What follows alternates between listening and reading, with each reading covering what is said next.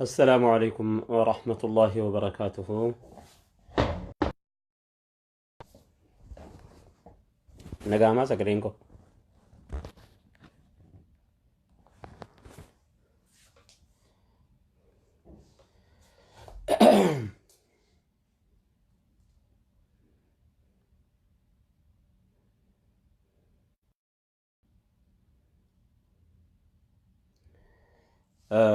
daawwattoota keenya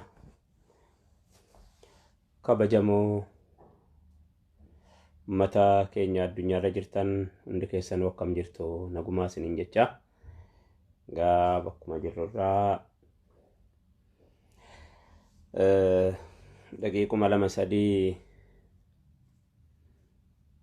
waa jirtii jedhee utuun himin du'ee jedhan namichi dhiiroo waa jirti jedhee ka'ee utuun himin du'e maali wanni jiru suni jennaani gaabbaan biraa du'eera. Gaabbaan dura biraa du'e wanni jiru sun maaltu beekamaa jedhan namichi. Mee kamiifuu dura rabbiin waan jiraannuuf nu haa beeksisu. Waan ittiin jiraannu qofa yaanna yeroo baay'ee waan jiraannuuf tarii dagannee jennaan rabbi nu yaadachiisuudhaaf ta'uu mala. Namni tokko ofii jiraatee waan ittiin jiraatu yaadaa waan jiraatuuf immoo sababa jiraatuuf yaaduun dirqama isaati. Nama waan jiraatuun malee ofii jiraachuu malee waan jiraatuuf quba hin qabne uummatuma kaaniin tokko ta'a.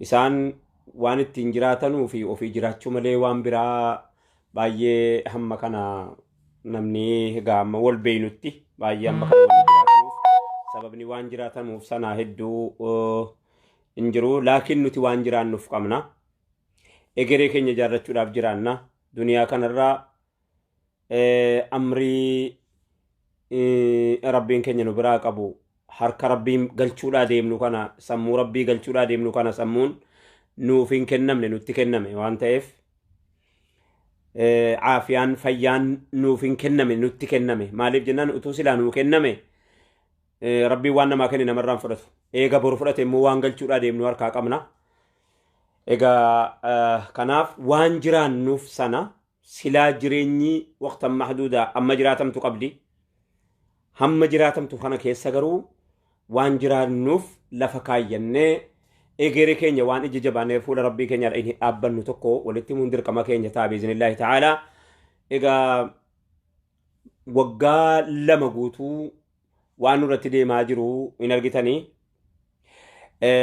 Bataskaanni naannoo Somaaleetti gubate jedhamu sun amantii lammanii miti kan gube siyaasa yeroo sanaati kan gube uummanni islaamaa harka keessaan qabu.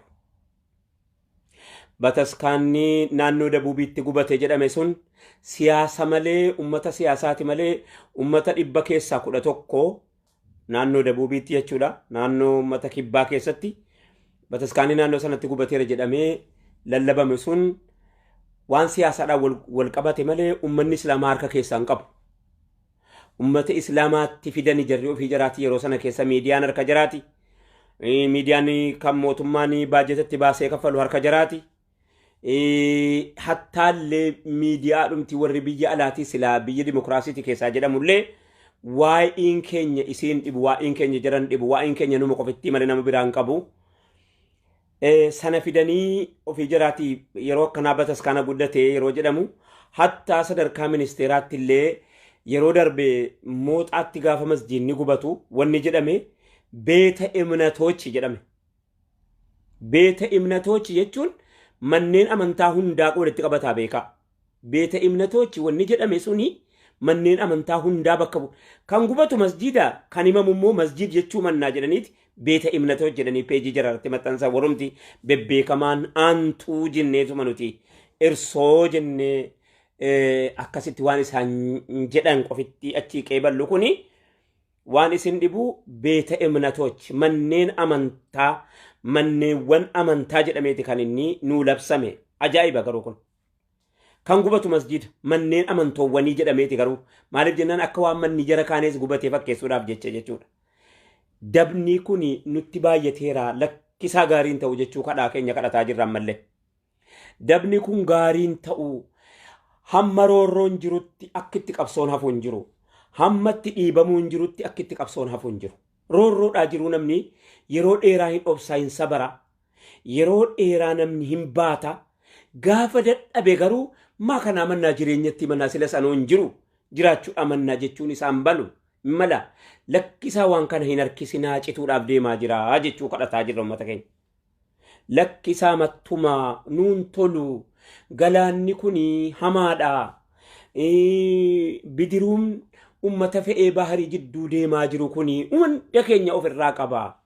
Bidiruun kun hunda keenya baatee jira lakkisaa mattumaa. Ilaa nurraa caamsaa galaana kanaa jechuu kadhataa jirra. Ammallee inuma kadhannaaf kadhataa jirra. Jarjarree yoo nu kaane waan baay'ee nu jalaa balleessa.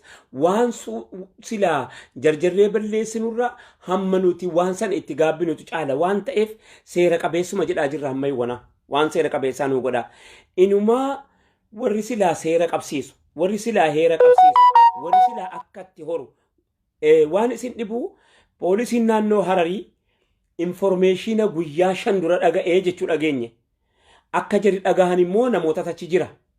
Dhagahanis irratti mari'atan akkamitti waan kana jedhanii amantiiwwan garaagaraa narraa walitti fidanii mashaayikhni keenya walitti fidanii qeesii irraa walitti fidanii waan kana deemaa jira jedhanii waan kana maal goona jedhanii mari'atanii utuu furmaata kaa'uun danda'amu calluma jedhanii ijaan ilaalanii inumaa mashaayikatu quraana naannoo masjida suuraa quraanaatiin hojjetame san halkaniin makiinaa fudhatanii waan sana cabsuudha itti deemuu jechuun naannoo keenya irratti ganda namaa utuu nuti hin dhaqin biyya keenya irratti masjida keenya irratti amantii keenya irratti jara teenya kadhanna.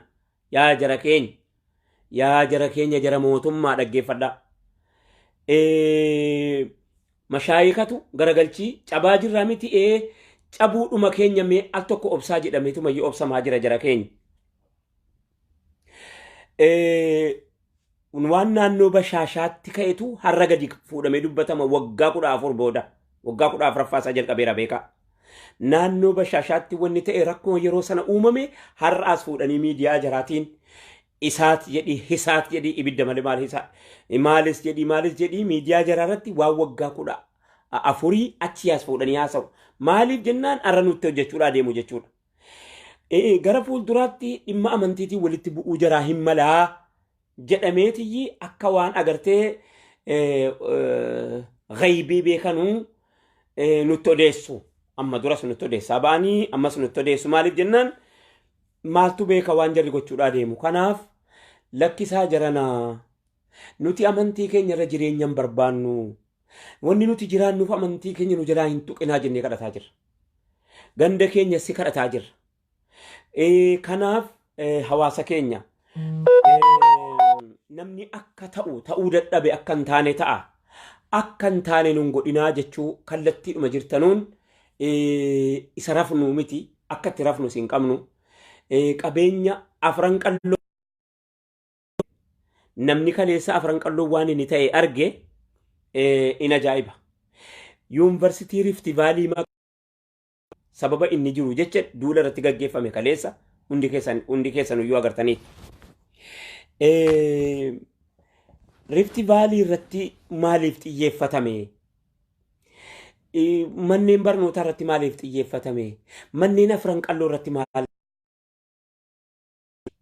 maal balleessine? Maal itti hojjenne? Maal yakki nuti itti hojjenne kun maal inni? Egaa ammas ta'u gabaabumatti ergaa gabaabaa yoo isa amma dura manneen amantii biraatu badee manneen amantii biraa yoo akkan hojjettan jechuu ta'e siyaasaa yeroo abdii illeetii fi isa kan dabuubii keessatti bataskaana sababa siyaasaatiin warri siyaasaa dhaqee hojjetee amantiidhaaf yookaan immoo saba lamman walitti buusuudhaaf jedhee hojjete sana hawaasa keenyatti as hin fidina. Ummata islaamaatti as hin fidina. Ummanni islaamaa nageenya barbaachaa jecha yeroo har'aa kana keessa qamalee baqataa jira. Nagaa wayya jedhe jedhan namichi qamalee baqate maali jennaan ammaaf nagaa wayyaa jedhe jedhan akkasana nuun godhinaa isin kadhataarraa mattumaa achin harkisinaa machuma yoo akkamatti jirtan kanatti harkisaa dhayxanii maa jiru kun cituusaan malaa